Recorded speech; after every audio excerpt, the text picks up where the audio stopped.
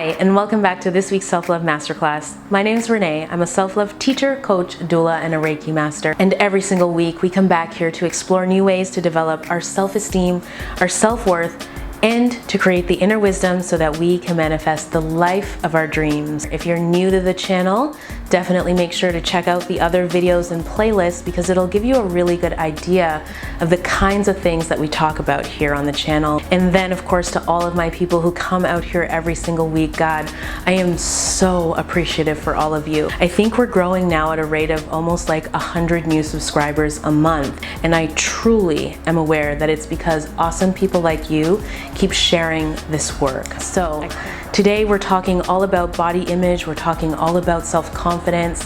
I really want us to sort of dive deep into what it takes to get to a place in our souls, in our lives, where we feel comfortable with our bodies, no matter how they look on the outside, no matter what age or what stage of development we are in. But before we dive in, for those of you that are like diehards and you like to take notes, now's probably the time for you to go and grab your pen. And then for the people that are kind of like me, where you just make like tons of crazy playlists on YouTube that you can listen to over and over again, now's the time for you to add this video to the playlist. So the very first thing that I think would really serve us if we really want to feel comfortable in our own skin and come back home to ourselves is for us to really just manage our expectations.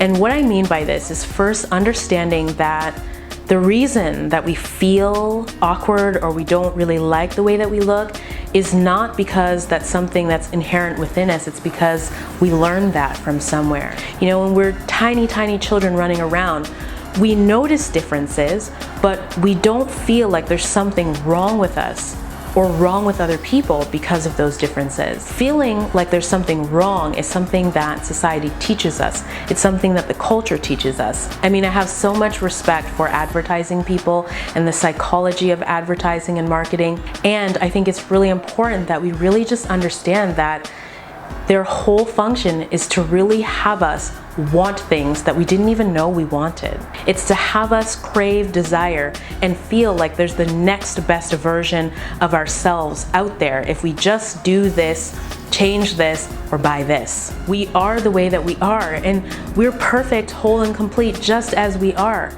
The idea that we should be any different than the way that we actually are is kind of ludicrous. We wouldn't walk up to a tulip and say, hey, you should be a rose. So this is the practice for us, is for us to start getting in the mirror and saying, I love myself for who I am. This is what I look like. This is who I am.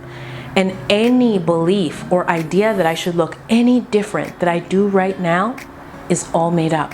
It's not real. The next thing that I think would be really helpful, okay, is for us to just be really conscious about looking forwards and not looking backwards. A lot of us do this thing where we'll like pull out old yearbooks or take a look at old photos or look at all these clothes that we had before we had a baby, before we had life, before.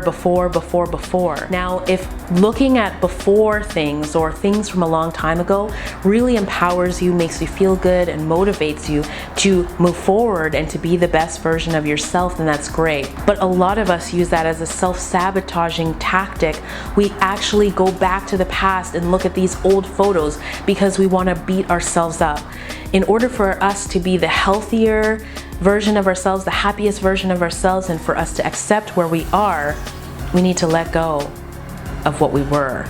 So get in the mirror and really start to think about how your body will look in the future as you take better care of yourself, as you love yourself more, and as you be kinder and compassionate to yourself. Give up the idea that beating yourself up or being hard on yourself is what is going to have you actually accomplish your goals. What psychology teaches us is that we actually are motivated best by positive reinforcement. So pat yourself on the back, give yourself a big hug, surround yourself with people you love, and let's keep moving forward. Here's the next step. It really is to just focus on ourselves. Focus on yourself. What you don't want to do is start comparing yourself to other people. Oh, this is how this person looked after the baby, or this is how this person looked after surgery, or this is how this person looks later on in life, or this is how this person looks after menopause, or whatever it is. I should look like that too. When you're focusing on yourself, then you're focusing purely on love. You are focusing on how can I love myself more? How can I be kinder to myself? How can I be more compassionate to myself? How can I honor myself? How can I make myself the best version of myself? You want to look at your own hair, your own nails, your own skin, your own weight, your own whatever. And any goals that you make for yourself ought to be in relationship to where you are now. Don't worry about standards. Don't worry about statistics. Just worry about yourself. Create a self-love plan that empowers you, that excites you, and makes you feel good about you. At the end of the day, my friends, we can go and look in the mirror and we can see ugly if we want to, or we can see beautiful if we want to. You are the person that you are right now, and there is absolutely not a thing wrong with you. I don't care what you look like. I don't care what your hair looks like, what your skin color is, your eye color is, what your weight is, what your background is, your religion is, how many arms, legs, fingers, or toes you have. You are gorgeous. You are perfect, whole and complete exactly as you are. The more you embrace your body as your living story, the more you integrate it, the more you feel better about it. And in fact, the more you feel proud of it, no matter how it looks, the more people will respond to you going, whoa, that woman or that man is hot. Okay, fine.